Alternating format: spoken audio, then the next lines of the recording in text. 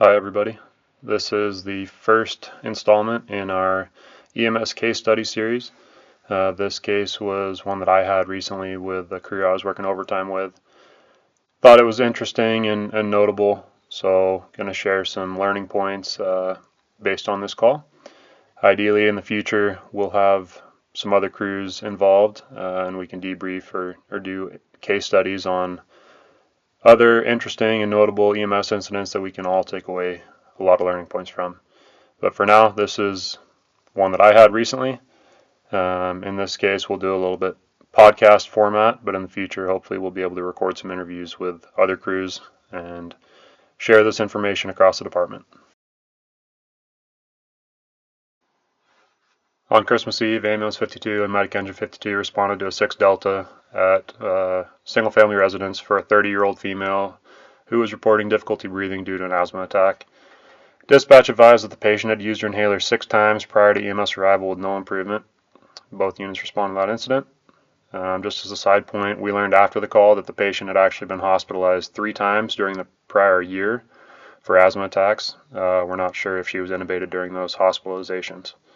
But already, right off the bat, this is kind of lining up to be that prototypical severe asthma call that you hear about in an EMT class or paramedic school, with the multiple inhaler doses with no improvement in symptoms. So right off the bat, kind of getting a little bit of an elevated index of suspicion for something pretty sinister going on here. Upon arrival of the medic engine, the ambulance crew had already made patient contact. The patient was seated on the couch in the tripod position with severely increased work of breathing, and she was attempting to speak in 1 to 2 word phrases. The most that we really got out of her was, "I'm going to die." So we all know that's usually a pretty poor prognosis or a significant clue that we need to take into account. Just looking at her, she was the kind of quintessential severe respiratory patient that you learn about in school. Diffusely cyanotic, ashen, mottled, just looks super sick right off the bat. Obviously, BLS care first to ALS care. We threw her on oxygen, high flow, and then started the do-a-nub treatment. And her SpO2 was in the 60s to low 70s. One of the EMTs on scene auscultated their lungs and found no lung sounds audible through auscultation. And right off the bat, just seeing her condition, I popped the med box open and gave her 0.5 milligram of IM Epi 1/1000 into the right deltoid. But again, just based on her presentation, it was pretty obvious, before we even got the SpO2 readings, before we listened to lungs, that we were going down the Epi route and the severe respiratory distress protocol. While preparing to move the patient via stair chair, she proceeded to deteriorate pretty rapidly, became agitated, was fighting the crews that were trying to assist her, pulling the mask off her face, all the things that occur with hypoxia. The engineer who was in charge of the crew, acting captain that day, requested the battalion code 3 and sent an RSI page with a pretty reliable expectation that the patient was either going to be RSI'd or was very quickly going to go into respiratory failure and arrest. After that, she became lethargic and unresponsive, but still had some respiratory drive and still was pulsatile. 2 crew members just kind of Rogers carried her to the stretcher, and as soon as they got her on the stretcher, we recognized that she was now apneic, felt a pulse, and found none. So we loaded her into the ambulance and started CPR, started going down ACLS protocols. But it's important to recognize that, I'm saying all this, but I would estimate that the time, from the time of arrival to the time of arrest, was definitely less than 5 minutes, probably more like 3 minutes. This patient deteriorated super quickly and just, basically fell off the cliff. So after we found the patient to be in cardiac arrest, we kind of just started going down the ACLS protocols. Placed a supraglottic airway, did, high quality CPR, manual chest compressions, and so forth, BVM ventilations, and assigned crew roles. So nothing too crazy there. This was the typical CPR, first steps. But right off the bat, I recognized that this patient really wasn't in need of high quality ACLS care more than she was in need of epinephrine. And we'll get to that later during the learning points. But it was pretty obvious to me right off the bat that we weren't going to be able to ventilate her appropriately, that manual compressions were not going to solve the problem. She needed IV or IO epinephrine. So the medic who was ventilating the patient with the BVM reported poor compliance with ventilations, which was as expected. We know that in our reactive airway disease, we have, super high airway pressures, and we're going to be having a lot of a hard time ventilating these patients well. Threw the fast patches on and found a PEA with an underlying sinus bradycardia, which is as expected. This patient is more than likely undergoing a hypoxic arrest with this asthma attack, so kind of expect that bradycardia to develop. The engineer who was acting captain assessed for IV access, didn't find anything real suitable, and then just went straight to an IO in the left tibia, tibial tuberosity, and then gave 1 amp of cardiac epi, flushed it, and started a 500 bag on a pressure bag as well. And pretty quickly after that epinephrine administration, I was watching the monitor, found a rhythm change, did a pulse check, and had a really good strong pulse, sinus tach about 120, and the patient started breathing for herself again. So pretty obvious change in condition just based on that IO epinephrine. So respiration depth and quality from the patient's spontaneous ventilation effort was still pretty limited, and as a result we continued assisting her respirations with the BVM, and we left that supraglottic in place. The patient's mental status didn't change. She stayed GCS3 for the remainder of transport, but her condition did improve, which we'll get to here in a moment. We left the scene code 3 for the hospital, called the pre-arrival report, and just as kind of an aside, and this will come up later, I took a semi-educated guess that the elapsed time from cardiac arrest to achieving ROSC was 5 minutes or less. We pretty quickly were able to convert her into a pulsatile rhythm, and that's going to play a factor in, the ultimate outcome of this case. So while we were in transport, the patient proceeded to develop SVT at a rate anywhere from 180 to 190, even up to 200. And I palpated the pulse, found it matching the rhythm on the monitor and weakening compared to her initial pulse strength immediately post-ROSC. I performed synchronized cardioversion at 100 joules, followed ACLS protocols there. It converted the rhythm for a little bit.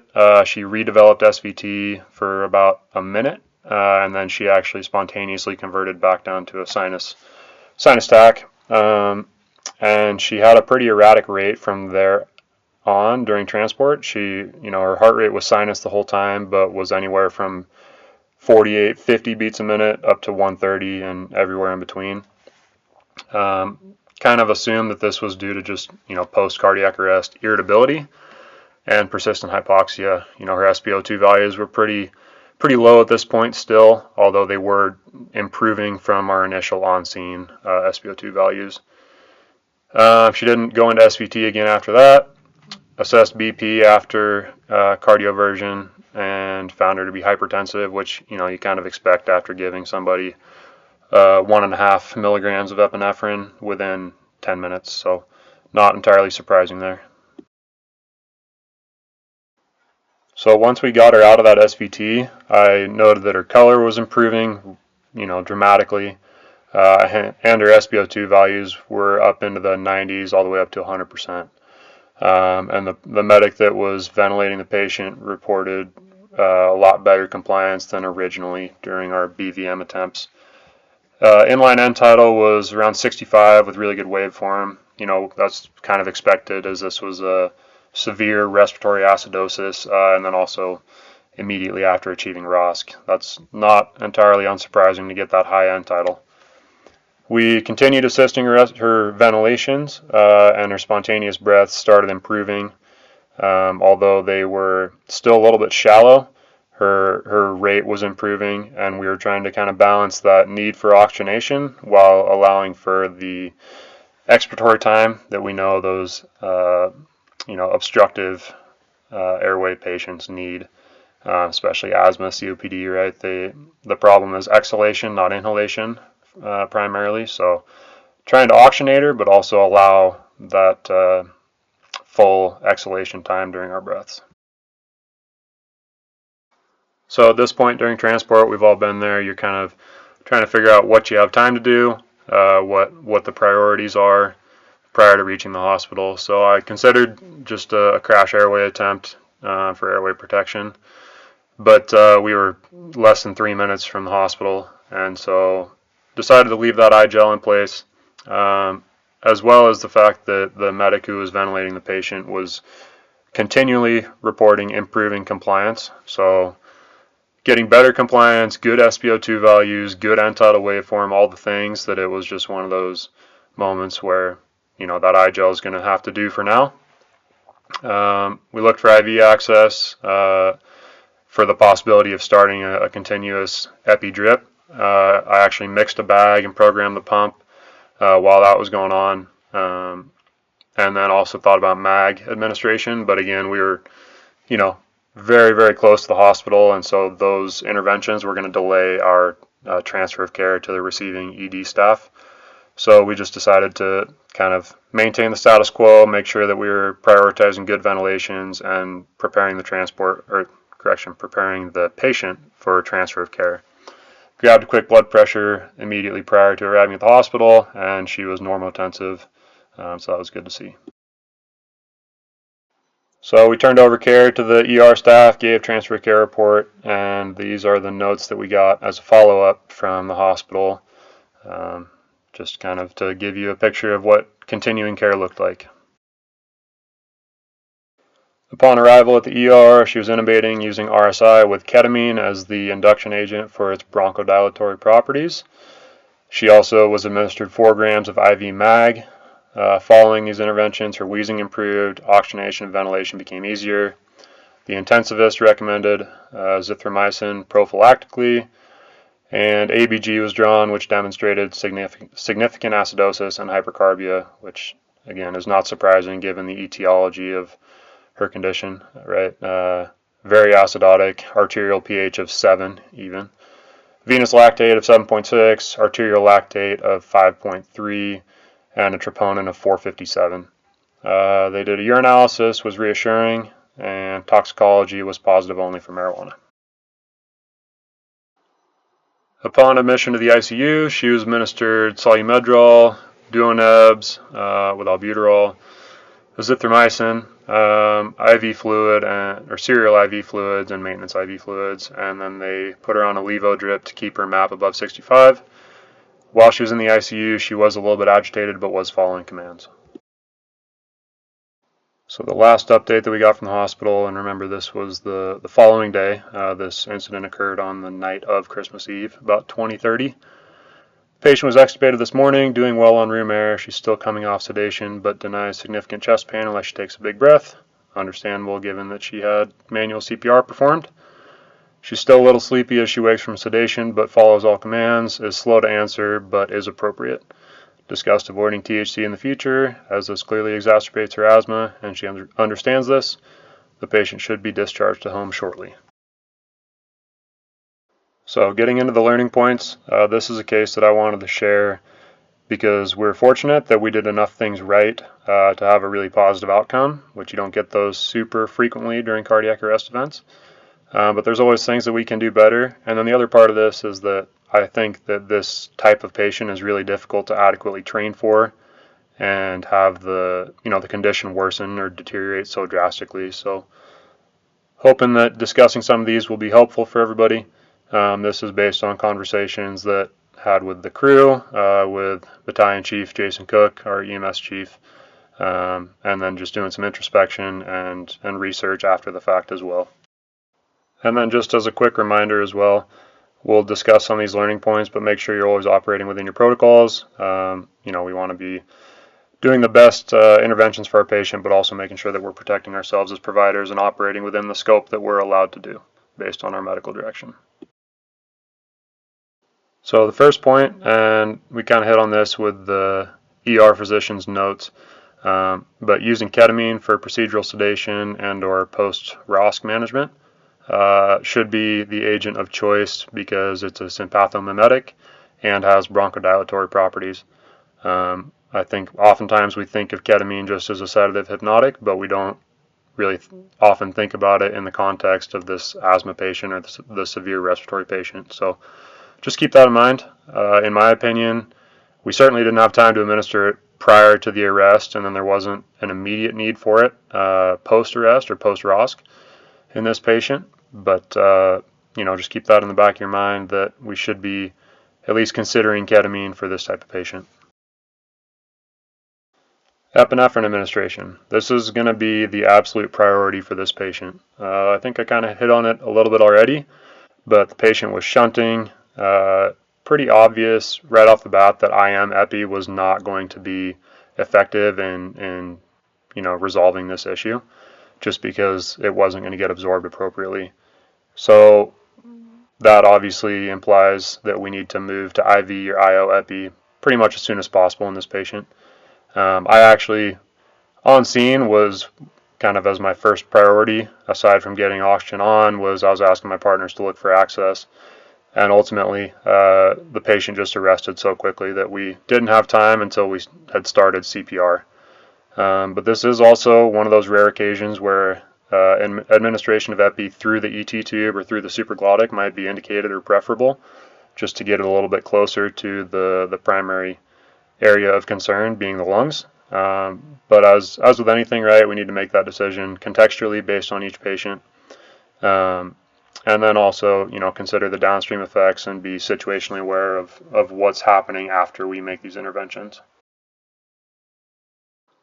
So speaking with Battalion Chief Cook, he made the case for potentially utilizing a manual forceful exhalation. So basically kind of a pseudo Heimlich, just putting manual pressure on the lower costal areas bilaterally to help that patient exhale. We know that in terms of the problem these patients are facing is that they're auto-peeping, right? They have a lower airway obstruction, which is causing an inability to exhale. The other way you can kind of think of that is a positive pressure exhalation, manually speaking. This is also one of those rare patients where we should be taking the PEEP valve off of the BVM. I didn't think about that in the moment, but this patient obviously already has dramatically increased PEEP, which is causing the etiology of the problem. So taking that PEEP valve off is going to be paramount for these patients. Luckily, doesn't seem, based on the outcome, that this patient had any ill effects from us failing to do that. But something we don't talk about that frequently. Just keep in mind, if somebody's auto-peeping, they certainly don't need external PEEP as well. Just a quick discussion about MAG. We know that in our protocols as of 2025, for respiratory distress, we can give 2 grams of MAG sulfate infused over 15 to 30 minutes, and this is a paramedic skill. This is an important intervention, but it shouldn't take precedence over that good BLS care, and then most importantly, as we discussed, that epinephrine administration should be the first priority to resolve this problem. In our case, I think I mentioned in the narrative, right, that we considered MAG, but ultimately just decided to delay that just a little bit based on our proximity to the hospital, and then also prioritizing some other good care and interventions as well. So if you're an astute observer of this case, you might have noticed that I didn't have any mention of using the inline nebulizer. Obviously, that's our first line for this respiratory distress patient, right, is going to be nebulized meds. And then as soon as we go to those BVM ventilations, we do have the ability to do inline nebulized meds with the BVM. This is something that we fell short on a little bit, just based on hands and time, and prioritizing that epi and some other care interventions, preparing for patient transfer, those sorts of things. The other part of this is that, if we're auscultating the lungs and have completely absent lung sounds, these nebulized BVM meds are probably going to be ineffective because they're not going to be reaching the lower airway that they need to reach in order to resolve the problem. That being said, if we're doing those BVM ventilations, there's really no reason not to be administering a dual-neb through that inline nebulizer. Just a couple more to go through. One important one to talk about, I think, is that synchronized cardioversion when the patient went into SVT. I made a judgment call here. I was pretty confident, with the known asthmatic patient, that there wasn't an underlying cardiac issue causing the SVT. However, the patient was profoundly hypoxemic, had been in arrest, so she was, had that cardiac irritability post-arrest. And then just based on underlying health, patient age, all that, I felt that SVT at 190 was not sustainable. I had the weakening pulse to match that and as a kind of secondary confirmation. So I called that unstable. Again, this was a judgment call. You can say I was right, say I was wrong. Ultimately, I was operating within protocols. But the big learning point here is that if we're going to make that decision to cardiovert this patient, it needs to be a calculated choice in the context of the patient's condition. Another point to mention, that RSI should be kind of the last resort in this type of severe asthma patient. These patients, what they really need is bronchodilation. They don't need positive pressure ventilation. And because of, that obstructive pathology of their respiratory distress, they're already super acidotic, hypoxemic, hypercapnic. And so if we decide to pull the trigger on RSI, the apneic period that goes along with that, despite even, really strong attempts at preparation, pre-oxygenation, all the things, that apneic period can be lethal for these patients, and we can cause them to go into arrest by pulling that trigger. The last learning point I want to hit on for this case is this AMAX4 algorithm. So as a reminder, again, always work within your protocols, but for the most part, this kind of aligns with our protocols at LFD. So the AMAX4 algorithm is designed for if a patient is unconscious and needing assisted ventilations from asthma or anaphylaxis. It was created by a couple of doctors whose son unfortunately passed away due to hypoxic brain injury secondary to food anaphylaxis and related bronchospasm and asthma. So we already talked pretty significantly about that adrenaline or epi, 1 mic per kilo IV bolus each minute or longer intervals if the patient's improving. Provide a muscle relaxant. We talked about ketamine. Airway, that ET tube, obviously inserted with video laryngoscopy if at all possible. That's going to be our best first pass success rate, and that cuffed airway is going to be important. The X stands for extreme ventilation, extra bronchodilators, extra vasopressors, and then consider pneumothorax. This is something that, again, you learn in school, but maybe don't always have come to mind right off the bat. But if you have a longer treatment interval with these patients and you feel like you've given all the pharmacological interventions and you're still not seeing an improvement or seeing a decrease in blood pressure, auscultate lung sounds and have a high index of suspicion for that pneumothorax just due to that air trapping and the auto peep. And then 4 minutes to hypoxic brain injury. This is important because this is going to be our predictor of our ultimate prognosis for these patients. It occurs really quickly. They already have depleted oxygen reserves. So that 4 minutes goes by really fast. We were fortunate with this patient. We were close to that 4 minute interval. And, due to some aggressive interventions and early recognition, we were able to, preserve that neurological function pretty well. But, yeah, I think this AMAX4 algorithm is one to keep in your back pocket and really helps guide your intervention on these patients. All right, that's going to sum it up for this first installment in the EMS case study review, or series rather. If you do have a case to share, please reach out to Chief Nance, fill out the EMS post-incident analysis form that's found in your employee dashboard or the city intranet rather. And then if you have any questions, comments, concerns, videos that you want to see, or anything pertinent to this YouTube channel that we can help make this a resource for the whole department, please reach out. I'd be glad to include anything that you feel is important to share. Thanks for your attention.